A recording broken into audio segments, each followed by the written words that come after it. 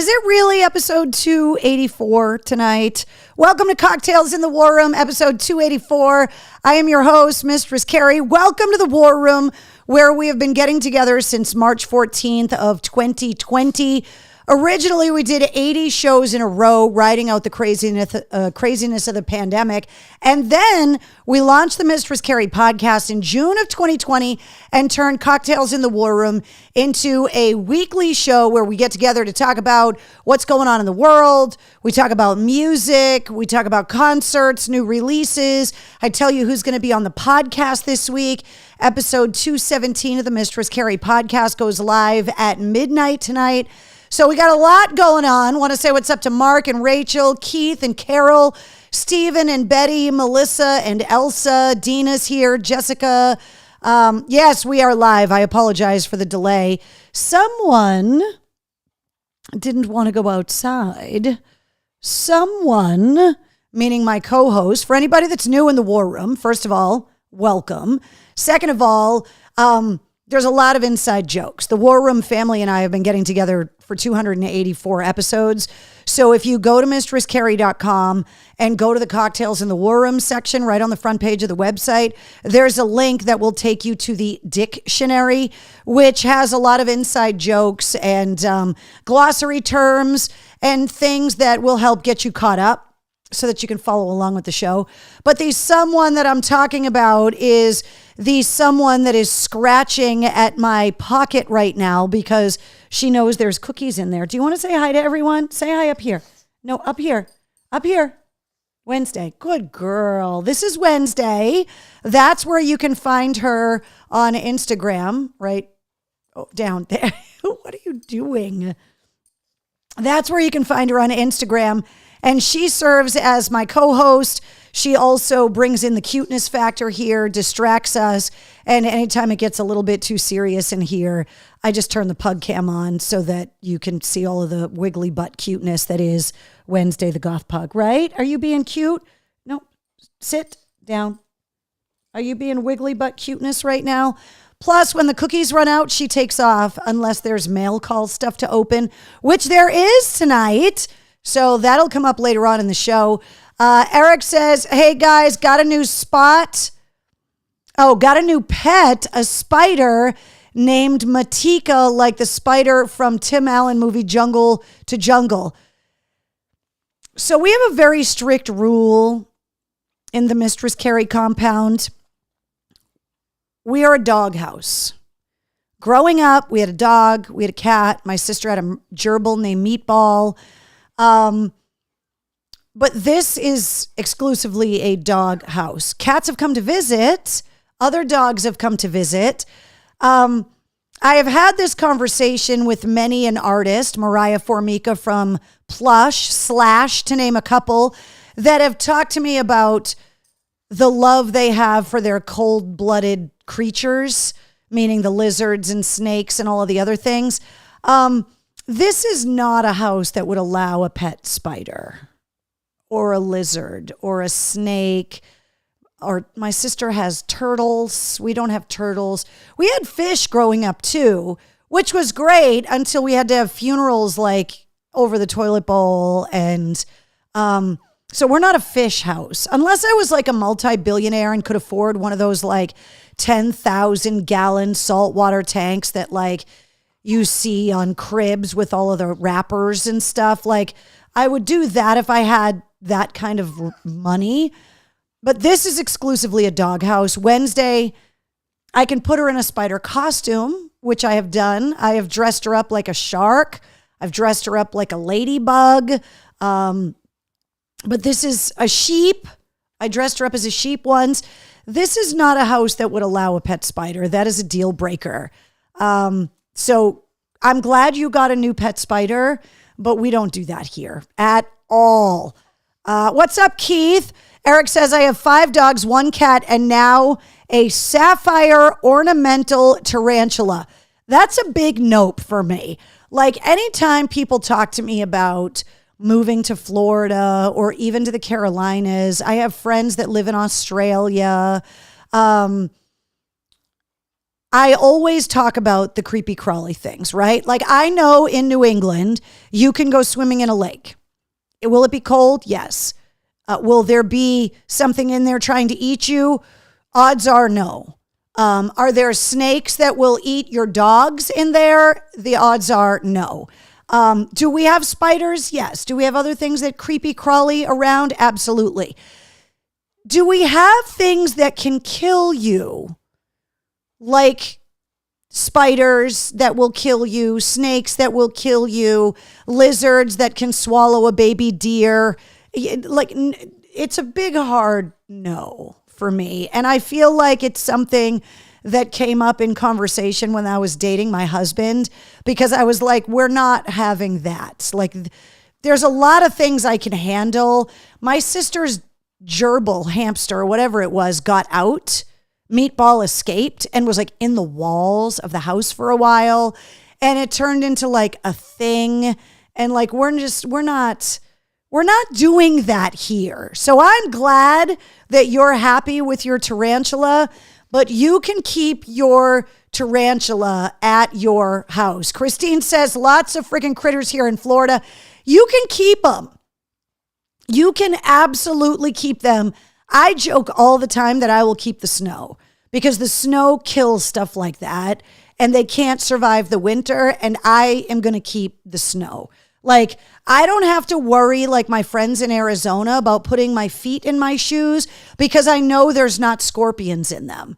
And I realize that everywhere, like, you have to deal with things. We have to deal with the mosquitoes and like the little black flies. And if you go to the beach, the greenheads and like other things. But that's a no. It's a nope for me. It's not just a no, it's a nope, as the Godsmack guys would say. Like, dogs are my jam. I love dogs. I get dogs. I understand dogs, right? You're simple.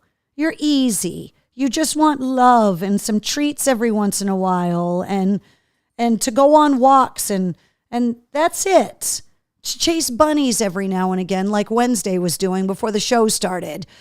Tracy says, I am all set with animals, had them in the past. I could not function without a dog. I know a lot of people that have gotten older and said, I can't lose another dog because it's so devastating. And I've lost several, but especially during the pandemic, you guys know, you were here with me every night, that, you know, having Wednesday here to keep me company and the other pugs that I've had in the past, her brother and sisters, I wouldn't give that up for anything. And I wish they lived longer, but like the bugs and the lizards and having a pet snake that you have to feed something that's alive, and I can't do it. Like, I can't. Bish says, cat people are not my type of people. Sorry, dog guy here. My sister's a cat person, and I totally get it. And look, I'm going to throw a little love out to all of my childless cat ladies. The sociopaths that we are, childless women, as we're being told by our politicians recently. I don't mind cats. We had a cat named Sherman growing up who I absolutely adored, but I prefer dogs. I just always have. And how can you not look at this face? Look at her. Look at that face, right? She's a total pain in the ass who puked all over my couch the other day, but I love her anyway.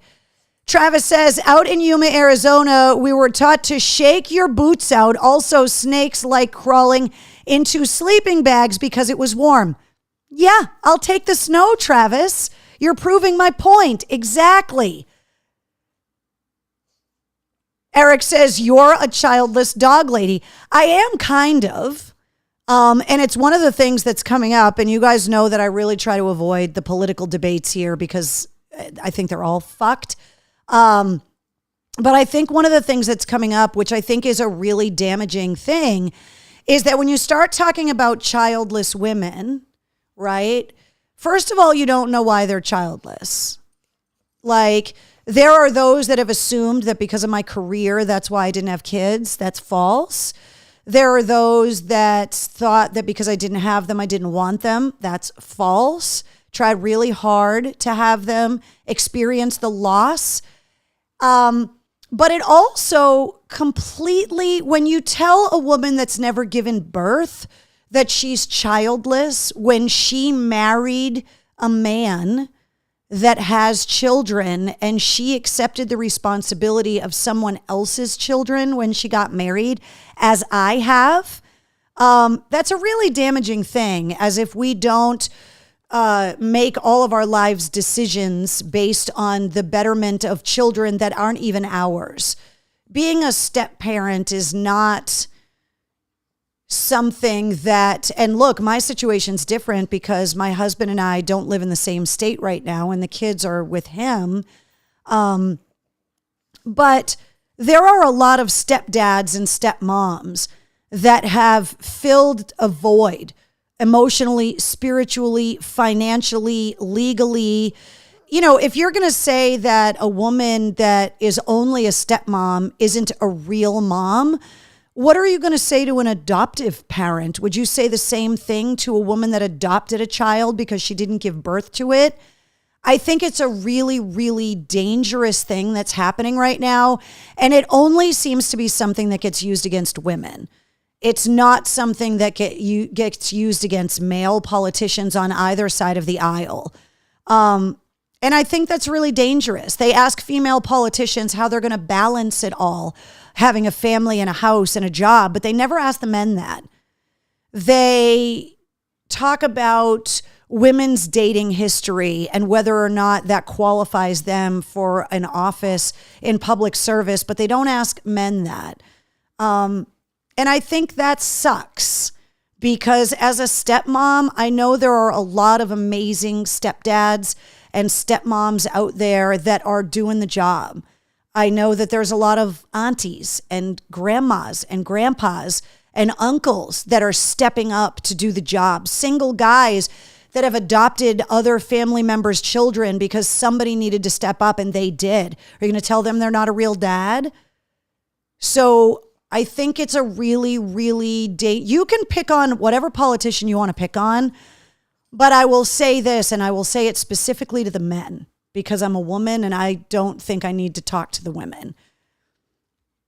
You can say whatever you want about whatever politician, candidate, anybody you want to.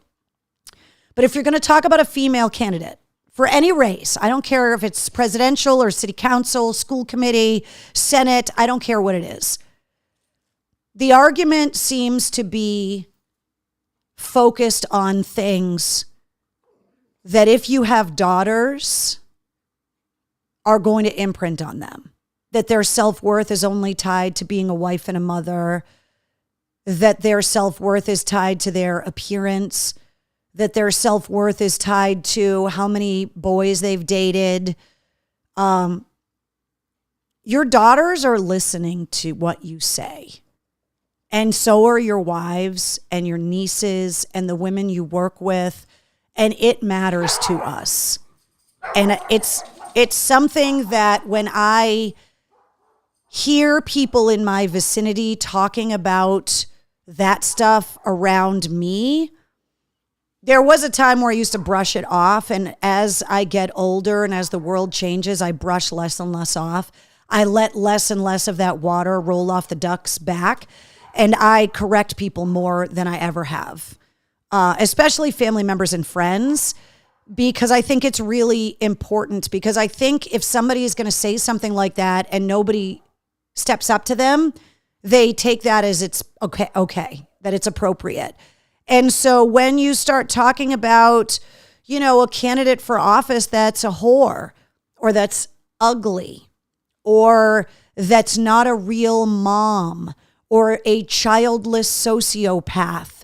I heard a quote today that said that people that are childless don't have as much at stake in the future of this country, meaning that they are not as invested in the future success of this country because they don't have children, as if those aunties aren't leaving their accumulated wealth to their nieces and nephews.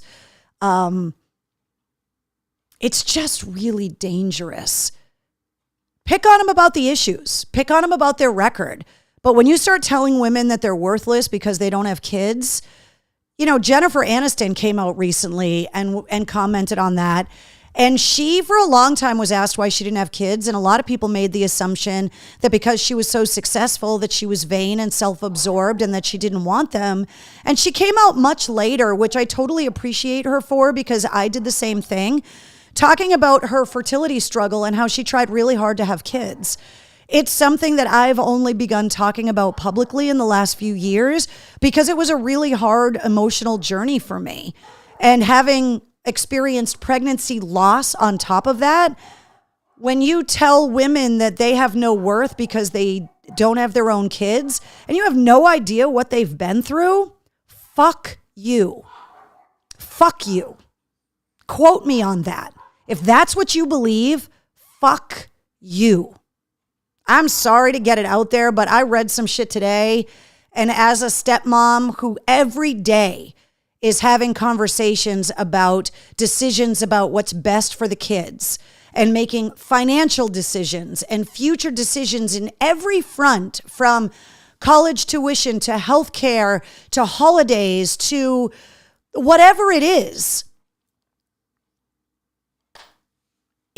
devastating. And it says more about you than it says about me or any other childless, sociopathic cat lady, pug lady in my case. And there's a lot of girls listening to you, guys. Your daughters, I can tell you from experience. As a woman that didn't speak to my dad in the final 20 years of his life because of choices that he made that went against everything he taught me, I can tell you, your daughters are listening. The lessons you've taught them about love and acceptance and all of those things, and about if you're raising your daughter to believe she can be anything and you're trash talking a candidate as being a whore, as being a childless sociopath, what do you think she thinks about herself? She might not say it to you because you're the authority figure, but as she gets older, you're going to pay the price for those words, because she's not going to come to you when she needs something, and you're going to say something when she's an adult that's going to make her say what I said. Fuck you. Which are some of the last words I ever said to my dad. Do I regret it? No. So just please be careful about what you're saying about women in general. And I'm not just talking about politics. There was a guy from an Australian news agency that just got fired from his job covering the Olympics because he was talking about the female swimmers from Australia who are the best in the world and are just ruling the pool. And he was making jokes about them being late to the pool because they were doing their makeup, because that's how girls are. And they yanked this guy off the air who's had a decades and decades long career because they were like, yeah, no, we're not doing that. These are the best athletes in the world. These women have been training for years to get to this point. They are the elite of the elite, and you just boiled them down to the makeup as they're competing on a world stage in front of billions of people. And they fired him. And now he's trying to say that it's like this wokeness or whatever. It's like, no, dude, no. Women are tired of being talked about like that. You're talking about them when the spotlight is on their athletic ability. Or maybe they're at their college graduation celebrating an academic achievement. And you're talking about how their life is useless unless they get married and bear your children. That's why women get upset. Because, okay, great. They want to get married and have kids. If that's their self-worth for themselves, can they have the Olympics first? Can they graduate from college first? And whether they decide to have kids or not, it's not going to make them more American. Insinuating that I don't have as much at stake in this country because I don't have children Seriously, fuck all the way off. All the way off.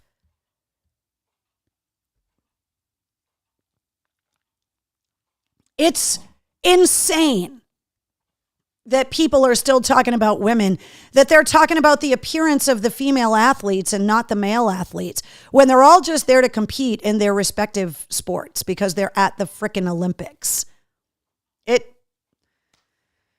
Sometimes, guys, I got to tell you, and I'm not a girly girl, right? The lipstick, don't let it get you twisted. The nails, don't let it get you twisted. Like, I am not the girly girl, okay? I've let a lot of stuff roll off my back over the years. I've had a very long career in a very male-dominated, sometimes very sexist industry. And I've made my way through it in an era where it was a lot harder for me to say the things I say now back when I started. But there's a lot of women and girls that are tired of putting up with it. And that's why we're talking about it more. Because literally, come on. Like, we're just done with it. I don't hate men. I fucking love them. I think you're amazing. This isn't an anti-man rant at all, which people will say it is. It's not. I think you're amazing. I married one. A really amazing one, by the way. But it's really hard to keep your mouth shut when people say really dumb stuff about half the population of the planet and what our worth is based on how big our ass is or how big our lips are or how many boyfriends we've had. Like, it's exhausting to be quiet about it. Like, seriously, it's fucking tiresome. So it's only going to get worse, unfortunately, but you're going to hear about it more and more because more and more women are just like, I can't just be quiet anymore.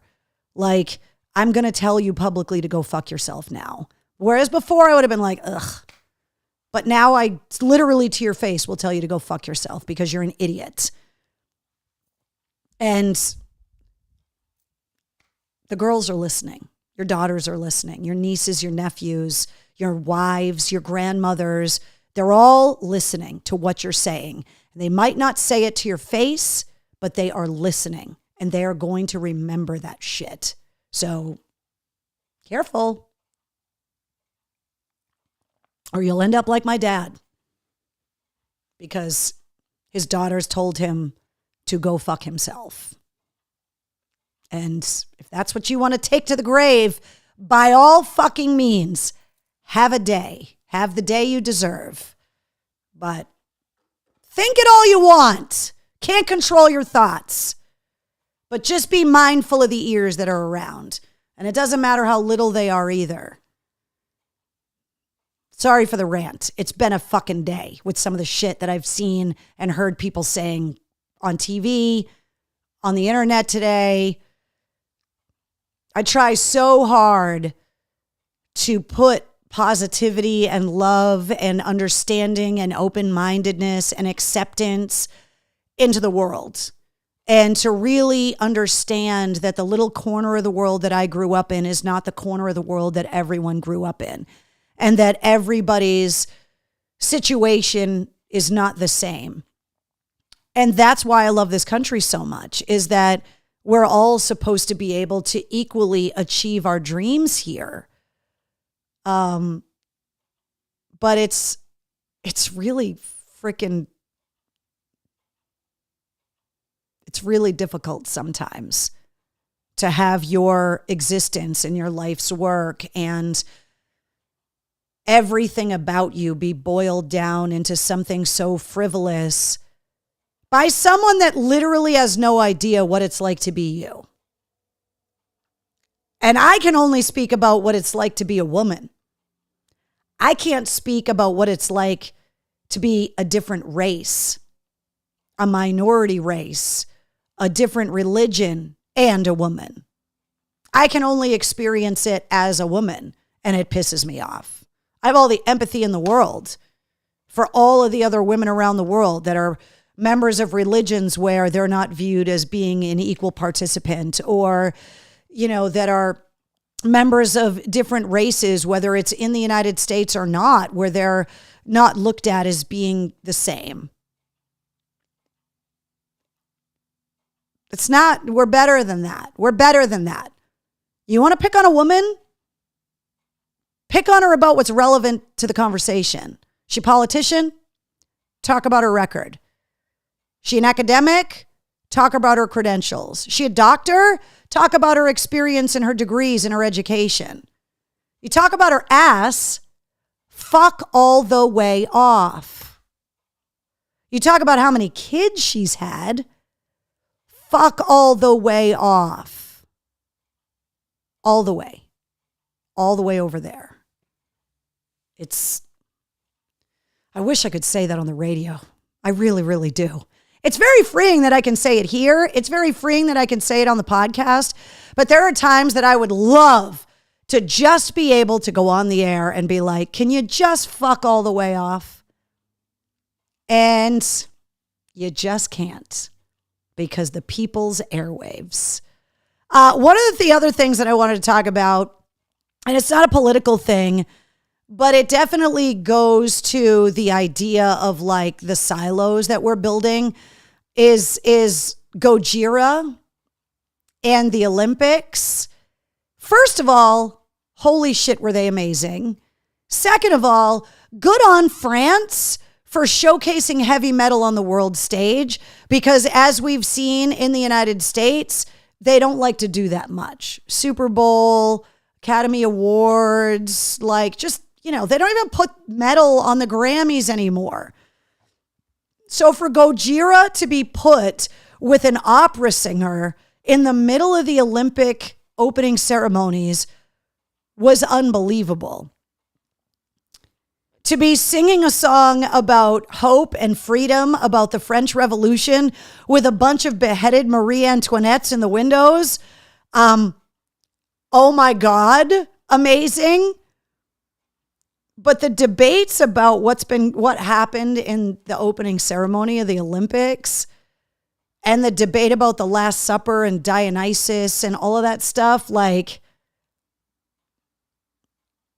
come on, guys. Like, we got to read. We got to read history. We got to read where the iconography comes from. I have had so many conversations since Friday night during the opening ceremony about, well, why did that person have a halo? Well, the Greeks used to use those rays of lights around the head before Christianity did.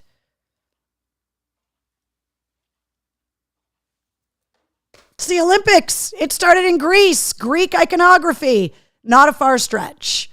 The heavy metal devil worship stuff because of the red streamers coming out of the windows and the beheaded women, like people going online and talking about how it was a satanic ritual, when the guys in Gojira write songs about whales and trees and the Great Pacific Garbage Patch. If it were Slayer, okay, maybe. But it's Gojira. They sing about whales. Like, they're not Satanists. They even came out and said it has nothing to do with it. Bish, it was not trans people portraying the Last Supper. That's what I'm talking about. That's not what it was. It was the Feast of Dionysus. That is not what it was. Did the Olympic Committee come out and say that they were sorry that people were offended? Yes. Because that's what polite people do in society. You can say, I'm sorry you feel that way. I'm sorry you were offended by that. That doesn't mean it was the Last Supper, because it wasn't. It was the Feast of Dionysus. And all of the other iconography, a lot of it tied back to art from France, like the gold cow head. That is a famous sculpture from France, from like the 1930s. There were so many references that unless you know French history, you didn't understand, or unless you didn't know about Greek mythology, you didn't get. No other country filled with Christians is upset except Americans. And it's because they don't know the history of it.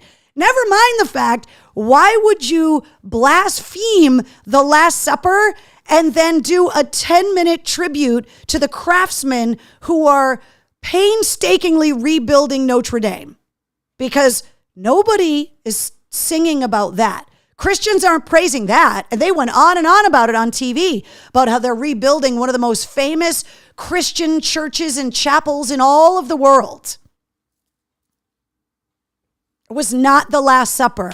It wasn't. Nobody ever came out and said it. I've gotten in more Facebook fights in the last 3 days because I've said, cite it. Show me the article, show me the audio, the video of somebody saying it was the Last Supper. It doesn't exist because nobody did. They said, we're sorry if you were offended. Because they are. They don't want anybody to be offended. It's 184 countries. It's like how many religions are represented at the Olympics? It's something like 800 or something. Travis says the whole song was about the French Revolution. It is appalling that no one remembers history. That's the problem. That's the problem, is that you're outraged because you don't know the history of it. What you should be more afraid of is the fact that Marie Antoinette got beheaded. The whole French Revolution was about a royal class, was about the church overstepping bounds into the government. Like, they cut their fucking heads off over it. The French are very proud. The guys in Gojira talked about it. They're like, the revolution was bloody, and we're very proud of the way that we came out of it with a distinct separation of church and state, so that we can make statements, and those statements aren't tied directly back to the religion in this country. That's what France is. Last time I checked, the Olympics are in Paris. It's all about their history. Here's the problem, and I will end with this. I have been told that the play-by-play, right, the announcers that were kind of narrating and guiding the viewer through what was happening, those announcers in Great Britain, in Canada, in Australia, in Japan, in all of the other industrialized countries that have guided people on television talking you through it, in South America, all of that, where there's way more Christians down there than here, and they're not pissed off, that their announcers were way better at describing what was going on. And we got Kelly Clarkson and Peyton Manning. Maybe, just maybe, if we had had better TV commentators from NBC, at least one person that had some level of expertise sitting there with Peyton Manning and Kelly Clarkson to say, hey guys, just to FYI, the reason why there's beheaded women in the windows of the Gojira performance, it's not for Satan, it's the French Revolution. And the reason why they're singing this song is about the revolution. And by the way, this portrayal is Dionysus's feast, a throwback to Greece where the Olympics started. But they didn't do that. I blame NBC for not doing a better job, because they get all of that stuff from the Olympic Committee. This stuff is planned way in advance. Every time the Olympics goes to a different place, there's always symbolism about the home country. There's traditions about the home country. I don't think they did a good job, and I think that's what caused all this crap, is that if somebody had been told, hey, look at the painting of Dionysus and the feast and this and that, that's what these guys are doing. Oh, but no, instead, I can't. Jonathan, I couldn't agree with you more. The Celine Dion part, wanted to cry for her. Amazing. Amazing. She was unbelievable. If you watch that documentary about her and what she's going through, for her to go on that stage in front of billions of people and sing the way she did, unbelievable. Amazing. Well, Keith says, or do a better job of getting them the correct notes on what they're going to be seeing.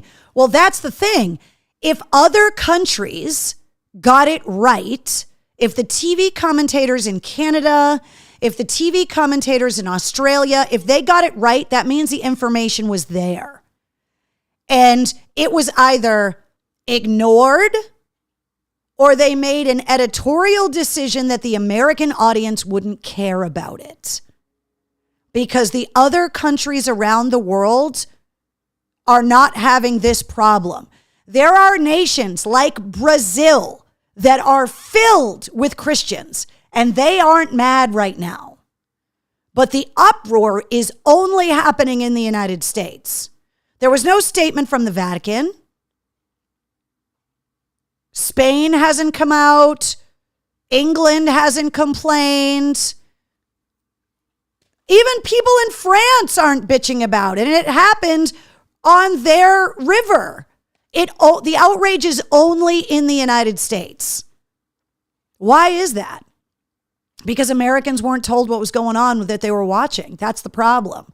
And they either were not told because the commentators didn't want to tell them, the commentators didn't know, or they decided at a corporate level that the American audience wouldn't care enough to put it in front of the commentators.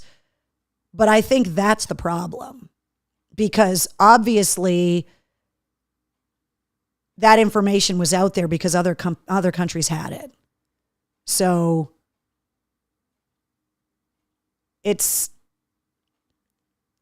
Eric says Celine sounded like she didn't miss any time at all. She came out and said she had to learn how to sing all over again because of what's happened with the muscles in her throat and her vocal cords, which is just insane. Bish says NBC had to cater to Manning to make him feel more important than he is. That's the thing, okay? I do not begrudge having professional athletes be commentators at the Olympics. I think having an athlete for a sport that doesn't get played in the Olympics is a little weird, but whatever. I'm willing to overlook it, right? Snoop's out there as a commentator. Flava Flav has adopted the women's water polo team. I'm all about all of it because I want to celebrate the athletes who have to work all these jobs and train and struggle because we don't fund our athletes the way that a lot of other countries do. Like China, the way that they fund their athletes, the way that Australia funds their athletes. It's not in the United States, we rely on sponsorship money to fund our athletes, where in most of the other countries, it's funded by the government. But not having some voice of expertise helping to guide the conversation of the opening ceremony, in my opinion, was a programming decision that was wrong on NBC's part. And I feel like in the past, they've done a better job. I was talking to my sister about this. I think that the chances they took with the opening ceremony not being condensed into one stadium, having miles of the Seine River and all the athletes be on boats and all of these performances happening on the banks of the Seine for miles, I can only imagine, and I'm giving benefit of the doubt on the production side, that was an absolute production disaster to manage.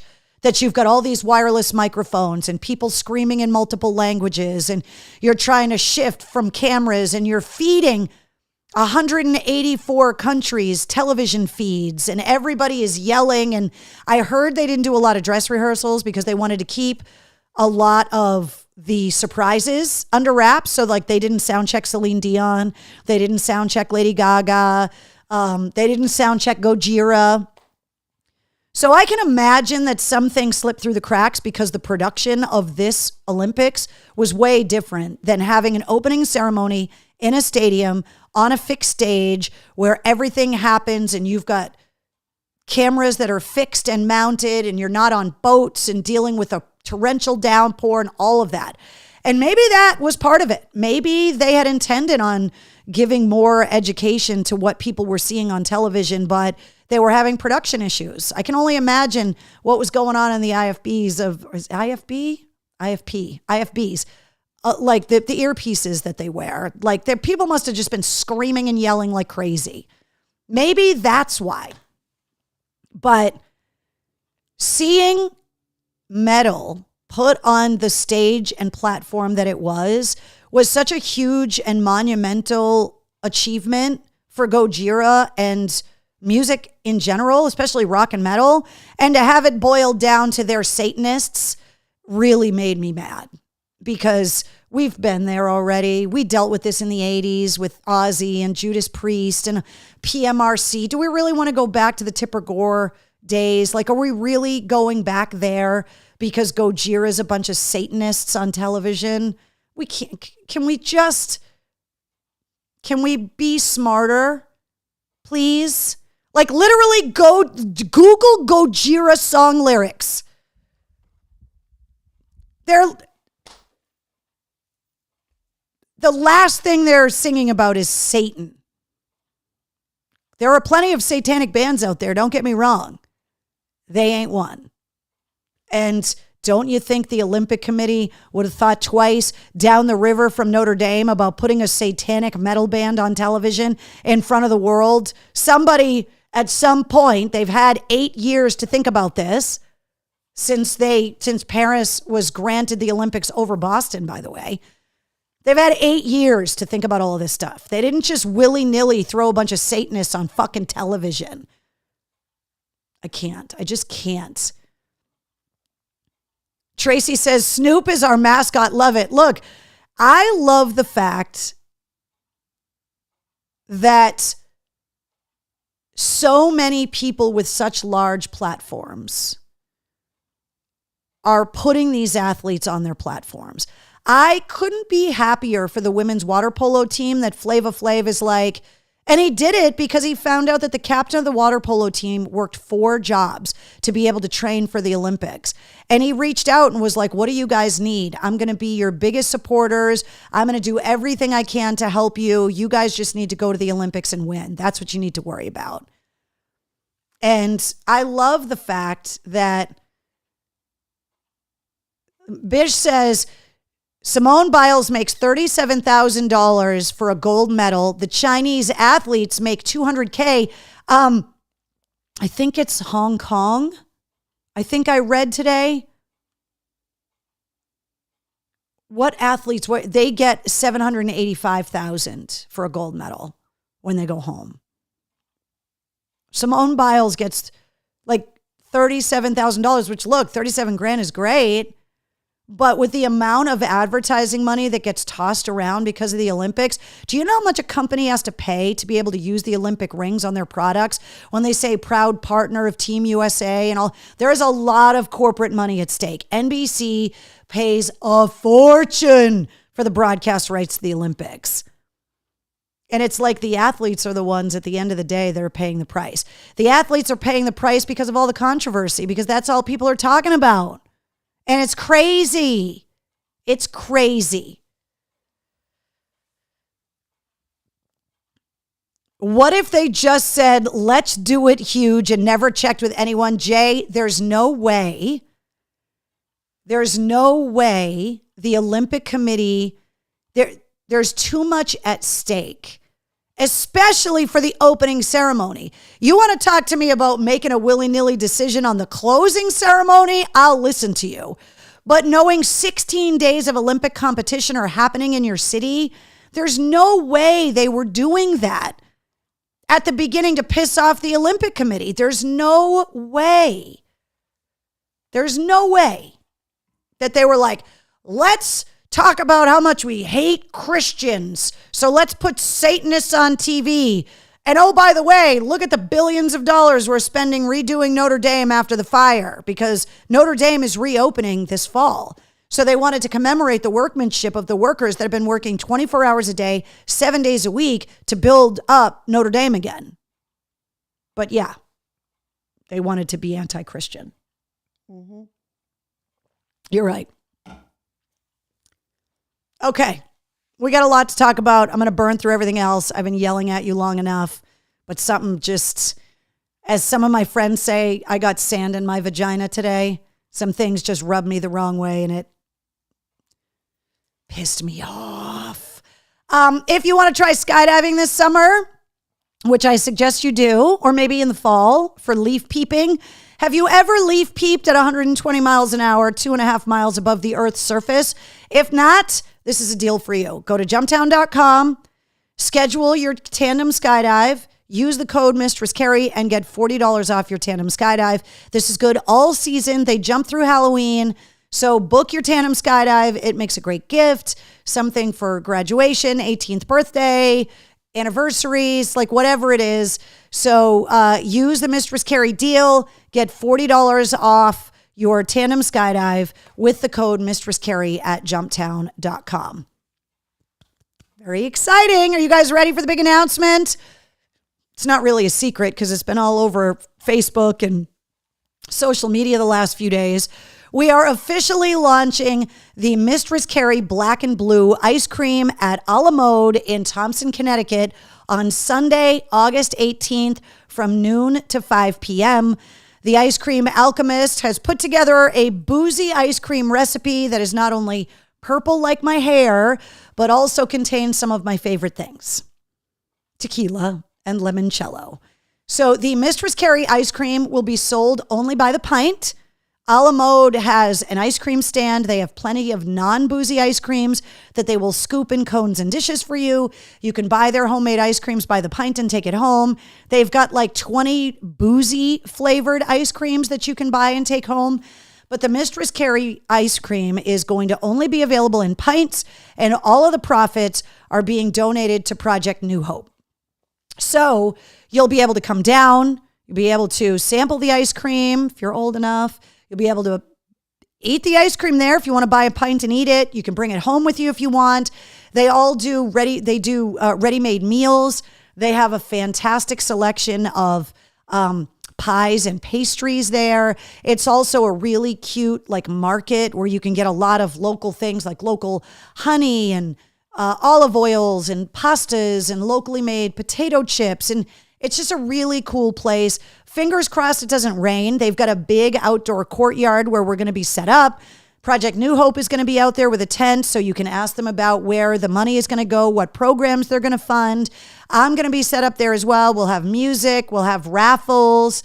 So it's noon to 5 on Sunday, August 18th, the launch of the Mistress Carrie Black and Blue ice cream at A La Mode in Thompson, Connecticut. And you can find the address, the phone number, all of the information on the Mistress Carrie events calendar at mistresscarrie.com. So super excited about the launch of the ice cream. I hope you guys all come out. It's a beautiful ride. There are a lot. It's close to the lake in Thompson. There's a lot of motorcyclists that ride through there, just looking for a great cruising route on the weekends. So it's great for that. Grab the kids. There's tons of non-boozy ice creams for either kids or people that don't drink. The Mistress Carrie ice cream does not come booze free. I get one person that asked me about that, and maybe we'll talk to the Ice Cream Alchemist about making an alcohol-free version of it. But as of right now, this is what it looks like. It's only going to be available on site at A La Mode in Thompson, Connecticut as of right now. And but I'm super excited about it. So you can get the address, everything you need on the event calendar at mistresscarrie.com. But it's Sunday, August 18th from noon to 5 p.m. Want to remind you guys about where you can listen to me on the radio, 98 Rock, Charleston's best rock. You can go to my98rock.com and listen to me every weekday from 10 to 3 following the Dave and Mahoney Morning Show. You can also listen to me on 100 FM The Pike in Worcester, following Chuck Perks, who follows the Pike Morning Show featuring Mike Shue. You can go to pikefm.com and listen to me every weekday afternoon from 3 to 7. And I'm going to be at Indian Ranch once again. Got to thank everybody that came out for the Hair Fest. Now we're looking forward to Rock Fest at Indian Ranch on August 31st, and we'll be out there for that as well. Details on that with the lineup and the link to get tickets are on the event calendar at mistresscarrie.com. You can also hear me every weekday afternoon on 106.3 The Bone in Portland, Maine. You can go to 1063thebone.com, stream the station, download the app, listen from anywhere. And there are a lot of things that are coming up in Portland that I'm going to be up there again before the end of the year for sure. All right, we got to talk about last week's episode of the podcast, episode 216, featuring Josh and Alex from Bad Flower, who are still hard at work on the rest of the songs for their upcoming new album. But we talked a lot about the new song, Detroit, also about their tour, their writing process, and so much more on last week's episode. Josh Katz has been on the show before. Alex had not been on the show before. This is Alex right here. But it was really great getting those guys back on the show. I'm a big fan of these guys. They're really, really nice. They are eccentric and kind of weird, which is what I love about them. But if you haven't seen them live yet, they're great live. So last week's episode 216 of the podcast, featuring the guys from Bad Flower. And at midnight tonight, the return of Slash to the Mistress Carrie podcast, episode 217, welcomes back Slash. Now, I need to put this out there. This episode was recorded right before his stepdaughter passed away. Slash canceled tour dates of his Serpent Festival tour to mourn the loss and process the grief of the loss of his 25-year-old stepdaughter. And obviously, this was recorded before that happened. So it's not addressed in the interview at all. I just want to make sure people know that this interview was recorded then, but I wanted to release it this week because on Thursday, he's playing at the Leader Bank Pavilion in Boston. And so I wanted to release the Slash episode this week because I was going to be talking about Slash a lot on the radio. So it's very sad. It's a very lighthearted conversation. We talked about the very rainy Guns N' Roses show at Fenway last year. We talked about where he got his first guitars and which ones he still has and why. One of these stories about one of his first jobs was hilarious. But obviously this had nothing to do with his family's loss. So I want to make sure that we say that everybody here, I think I can speak for everyone in the War Room when I say that we're sending all of our love to Slash and his family. As far as I know, the show on Thursday night at the Leader Bank Pavilion is on, but a tragic loss for Slash, his wife, their family. And it's just a devastating loss. And so obviously when you listen to the interview, that will not be brought up for good reason. If you, so that goes live at midnight tonight. If you subscribe to the podcast, not only do you get all the weekly episodes, but you also get the Sit Rep, which you can hear every Monday through Friday. You can get all of your updated rock news, music headlines, movie updates, streaming stuff, all of that in about 5 minutes every weekday. That's what the Sit Rep is. And then the weekly episodes. And then sometimes we release bonus episodes too. You can subscribe to the Mistress Carrie podcast basically anywhere you get your podcasts. You can listen to the episodes audio only on YouTube. You may have noticed a lot of action on my YouTube channel recently. I have been trying to get all of the old episodes up on YouTube, which I'm about 99% done now, that every full-length episode of the podcast is now up on YouTube. But you can also listen anywhere: Apple, Google, Spotify, Odyssey, iHeart, all of the apps that feature podcasts. Most likely the Mistress Carrie podcast is there. Just open up whatever podcast app you have, search Mistress Carrie, and if that logo is there, that's where you need to go. And if all else fails, go to mistresscarrie.com and press play on whatever episode you want to listen to, and it's all right there. Donna says, it's freezing. Anyone else or just me? Is it better now? You keep freezing on me. Had to close Facebook and restart. Anyone else, says Melissa. Jessica says it's freezing. Alexa says me too. Very weird. Is it storming in Mass? Heidi wants to know. Not that I know of, but who the hell knows at this point what the hell is going on? We're still holding strong at 149 countries. I know you guys every week are hoping we're going to get to 150, but it ain't this week. If you're celebrating your birthday today, you're sharing it with Kate Bush, Jimmy Cliff, Paul Anka, and the legend himself, Buddy Guy. So if today's your birthday, happy birthday. Happy unbirthday, Keith. Solar flares did the same thing and it's back, says Boston Biotics on Instagram. Okay, so that means it's the stream in general and not just Facebook if people on Instagram are saying it's freezing too. It's good now, says Carol. Getting a bit of a lag and a freeze, says Keith. Jay says, you rock, lady. Don't let any of the losers bring you down. One love from Colorado. What's up, Jay in Colorado? No, the losers aren't bringing me down. I'm just not going to be quiet about it anymore. So if you don't want to hear me, bitch, don't listen. But I think there's a lot of us that are just like, I can't just roll my eyes at you anymore. Like, we got to use our voices to tell people to shut up now. We just have to. Read a fucking book and shut up. Seriously. If you're going to Metallica in New England at Gillette Stadium coming up on Friday and Sunday, here are some stats and some things you need to know. The parking lots open at 2 on Friday and Sunday. Gates to the stadium open at 4. Music begins at 6 both days. Some other things you need to take into account. On Friday, specifically Friday, Styx and Foreigner are playing at the Xfinity Center. So 495 and 95 are going to be a disaster because of that. Greta Van Fleet is playing at the Mohegan Sun Arena that night. So 395 is going to have more traffic on it than normal. And training camp for the Pats is happening on Friday afternoon. So Friday more than Sunday, and then just the regular Friday afternoon traffic of people trying to go to the Cape and wherever else.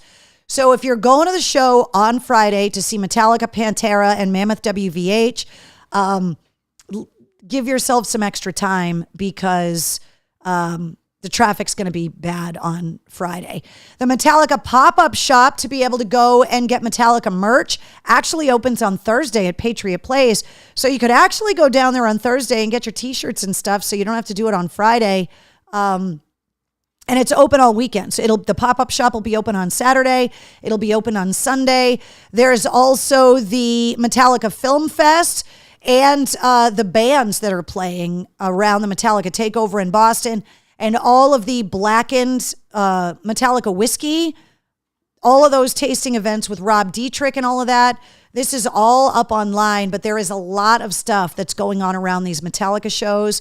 How long is the Slash episode, Bish? I think it's 30 minutes, right around 30 minutes, something like that. So Friday is going to be more of a clusterfuck than Sunday. But Sunday, of course, is Five Finger Death Punch and local guys Ice Nine Kills opening up for Metallica. Yes, Louise, Friday is going to be a clusterfuck. It's going to be insane. Planning on leaving Boston at 1 p.m., says Denise. Probably a good idea. I think avoiding, having to go by the Xfinity Center is probably a better idea. Like coming up from a different route to get to Gillette is probably a better idea. 495 South to get to Gillette, which would be the route that I would take, is probably going to be the worst one. So Metallica's in town this weekend. We've been waiting on these shows for almost 2 years, and we're finally getting them. All right, just a reminder about all of the shows that are coming. These are all up on the events calendar at mistresscarrie.com. I go over them every week with you guys, but you guys know, there's just a ton of shows.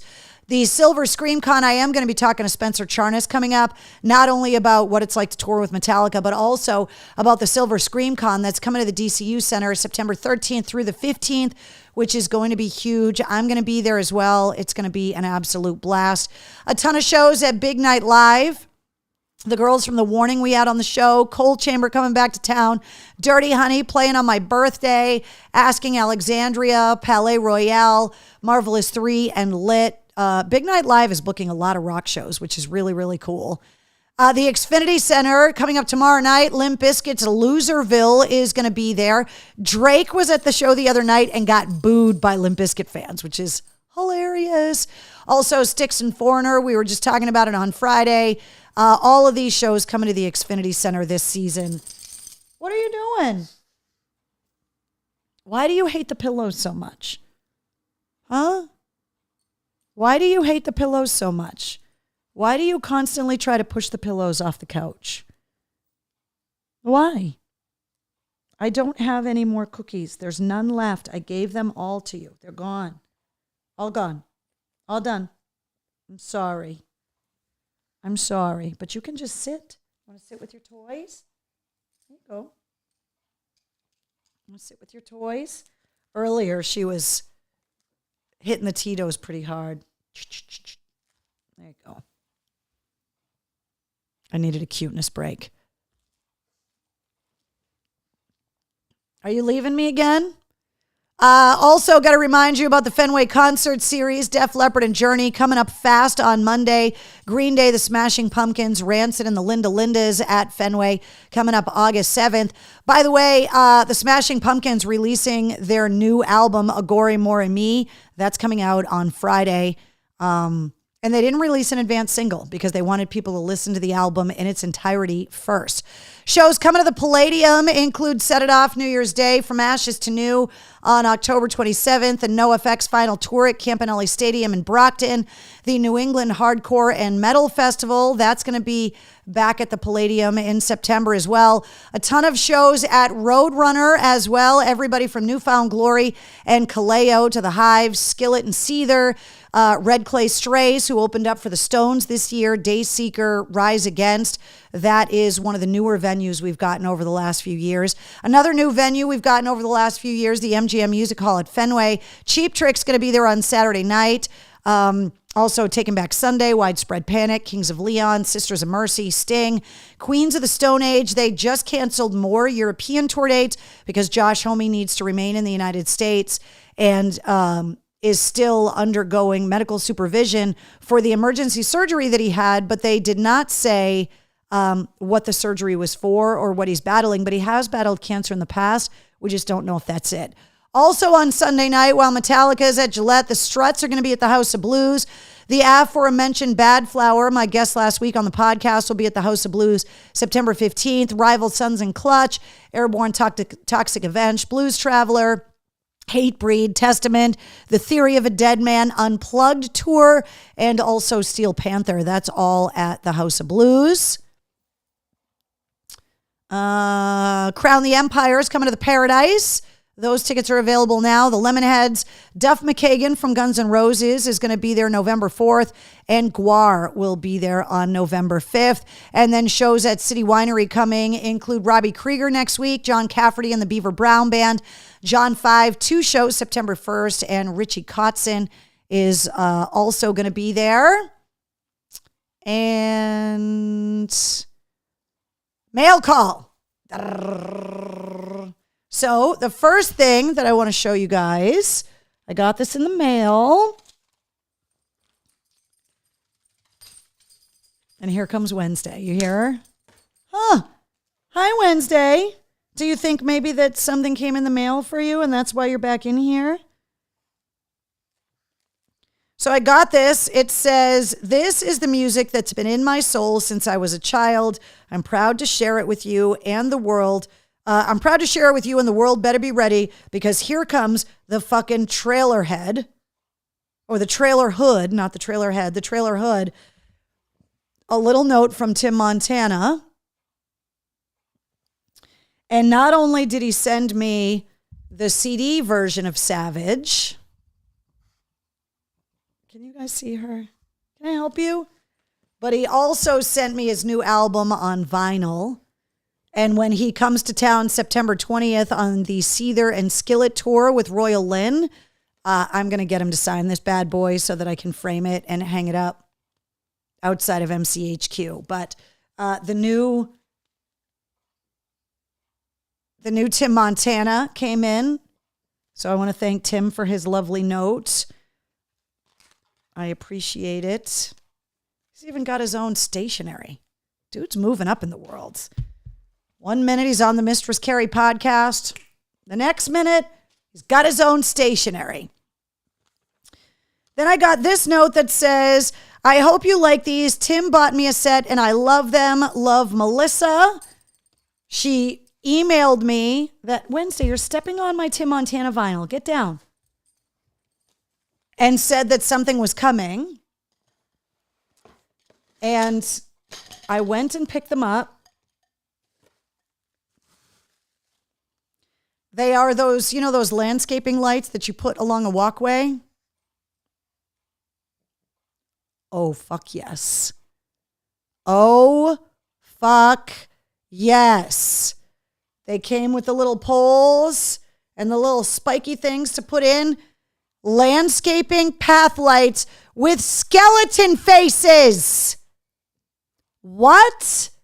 I don't know where you find these things, but thank you for your mad Googling skills. Like, legit. Like, what? Yeah, look at this. I got to double check and see if you need to put batteries in these or if they're just fully solar. Are they just fully solar? Look at how badass that is. I'm going to have illuminated freaking skulls in the yard. Not just on Halloween. Halloween is every day. Live the lifestyle. Get on board. Frozen again. You keep freezing on my end. Those are so neat, says Jonathan. They are super neat. Like, are you kidding me? I can't wait to put them outside. I can't wait. Yes, there will be pictures. Yes, there will be pictures. Melissa, I don't know where you find these things, but they're amazing. They are purple flames for lights. What? No, they're purple flames. Were these things literally just made for me? Like, was somebody just sitting there going, we need to make something to make Carrie happy? Is that what happened?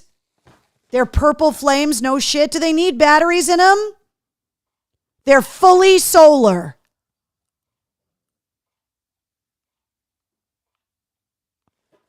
Immediately, if not sooner, they will be outside. Holy shit. I need them.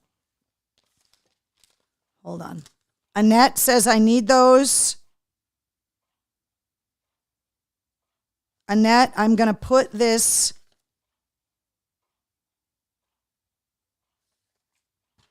up on the screen so you can Google accordingly. That's who made them. So that you can find them for yourself. Because when I see purple flaming skulls in my garden, I'm going to lose it. Walter, get the lighter for the skulls. I don't need a lighter, Bish. It's the sun. Ah, those are amazing, says Rhodey J, chasing the devil. YouTube is doing good, says Betty. Yes. Okay, good. Keith said Carrie just shit herself. I did not, but I could have. You need more of those, says Will. She needs purple lit skulls. Donna, I have them. Like, my whole life is complete now. I don't even know what to do with myself. I wish you could just charge them with solar right now so that I could take them outside. I can't handle my excitement. Melissa, once again, you are a god that walks this earth. Okay, let's see. Oh, Mistress Carrie Backstage Pass holders, want to give you a heads up. We did our monthly live stream on Sunday night. I told you new tickets were coming. So if you don't have a Mistress Carrie Backstage Pass yet, you can get them on Patreon. Just click the Patreon link at mistresscarrie.com. We do monthly exclusive live streams. You could submit podcast interview questions. When I travel, you get travel updates, early access to ticket and event information. You also get free ticket access. And right now, Backstage Pass holders have access to Slipknot tickets, tickets to see the Gaslight Anthem, tickets to see Cage the Elephant, tickets to see Falling in Reverse, and tickets to see Megadeth. So if you are a Backstage Pass holder, you know how to get to me. You message me through Patreon, and you have access to a ton of free concert tickets this summer. And you also get merchandise discount codes when we launch new stuff in the store. And yes, I'm hoping to have some new stuff for the holidays as well. Just a reminder about all of the places you can find me online. All of the places that you can listen to me on the radio. And of course, all of this is linked at mistresscarrie.com. And one final reminder about the Mistress Carrie Veterans Rock Group that is on Facebook. This group is specifically for the purpose of creating a community for successful veterans events, supporting veterans nonprofits, supporting veteran-owned businesses, to be able to network veterans and have a place for them to seek advice for benefits, resources, and also for civilians that are looking for information for veterans in their lives, that are looking to donate their time, their money, their resources to support the veterans community. So it's open to everybody.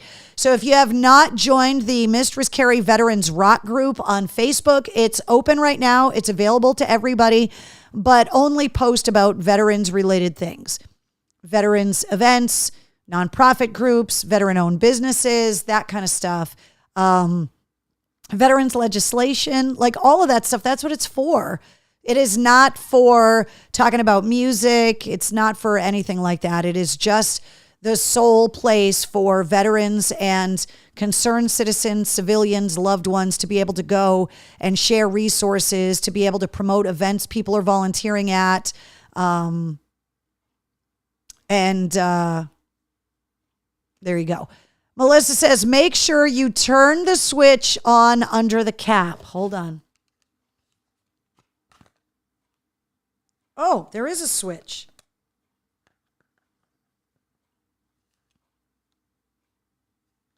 Okay. Turn the switch on under the cap. And then you just put them outside and the sun makes them purpley Scully, right? That's it. That's all. Even a DJ can figure that out. I missed the live stream because my Patreon isn't working. Jonathan, I saw that and we need to get to the bottom of that. That's weird. It should just twist off. Yep, it does, Melissa. I'm so excited. I can't stand myself. Yeah, definitely check out the Veterans Rock Group on Facebook. If you haven't joined it yet, please do. There's a lot of amazing events for motorcyclists, for just different events all summer. There's great nonprofits, obviously details on the ice cream stuff too. But a lot of the organizations are starting to post all of their events on there. Civilians have gone on there to ask questions of veterans. Veterans have gone on there trying to track down people that they served with, swapping war stories, pictures, all of that stuff. That's what it's for. It makes me so happy that you guys are using it. Let's see. Dakota on Instagram says, I'll definitely check it out.